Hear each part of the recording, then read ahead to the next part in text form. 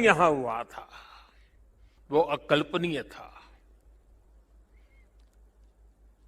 मैं मुख्यमंत्री तो गुजरात का था,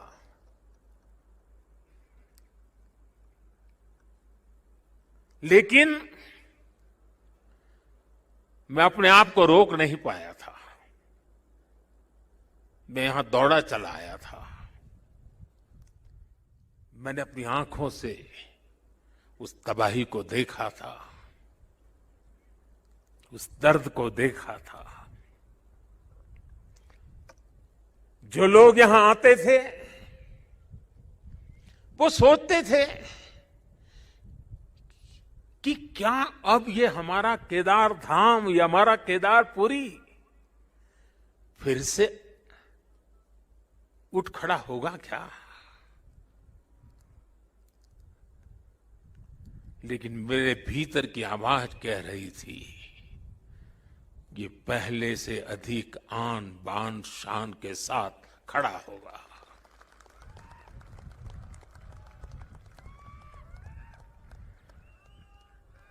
और ये मेरा विश्वास बाबा केदार के कारण था, आदि शंकर की साधना के कारण था, ऋषियों मुनियों की तपस्या के कारण था, लेकिन साथ साथ कच्छ के भूकंप के बाद कच्छ को खड़ा करने का मेरे पास अनुभव भी था। और इसलिए मेरा विश्वास था, और आज वो विश्वास अपनी आंखों से साकार हुआ देखना, इससे बड़ा जीवन का क्या संतोष हो सकता है।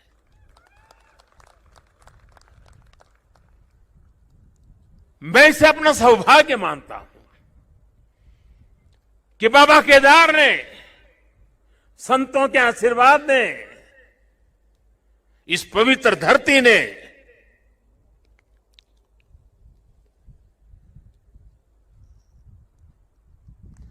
जिस मिट्टी ने, जिसकी हवाओं ने कभी मुझे पाला पोसा था, उसकी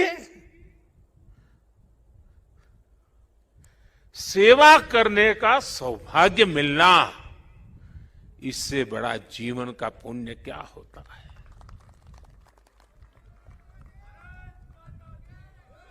इस आदि भूमि पर शाश्वत के साथ आधुनिकता का ये मेल, विकास के ये काम भगवान शंकर की सहज कृपा का ही परिणाम है।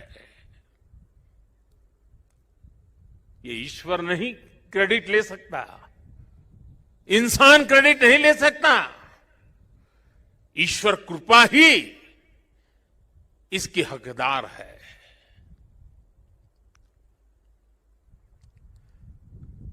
मैं इस पुनीत प्रयासों के लिए उत्तराखंड सरकार का, हमारे ऊर्जावान नौजवान मुख्यमंत्री धामी जी का,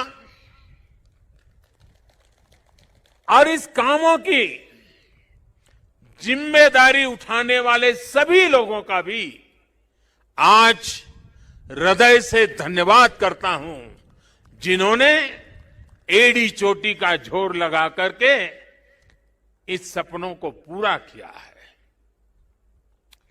मुझे पता है यहां बर्फबारी के बीच भी किस तरह, यानी पूरा साल भर काम करना मुश्किल है, यहां बहुत कम समय मिलता है, लेकिन बर्फबारी के बीच भी मेरे हमारे श्रमिक भाई बहन जो पहाड़ों के नहीं थे, बाहर से आए थे, वे ये ईश्वरीय कार्य मान करके बर्फ वर्षा के बीच भी, माइनस टेम्परेचर के बीच भी काम छोड़ करके जाते नहीं थे, काम करते रहते थे, तब जाकर के ये काम हो पाया है। मेरा मन यहां लगा रहता था, तो मैं बीच बीच में ड्रोन की मदद से, टेक्नोलॉजी की मदद से, मेरे दफ्तर से यहां का पूरा मैं या एक प्रकार से वर्चुअल यात्रा करता था। लगातार मैं उसकी बारीकियों को देखता था, काम कितना पहुंचा, महीने भर पहले कहां थे, इस महीने कहां पहुंचे, लगातार देखता था।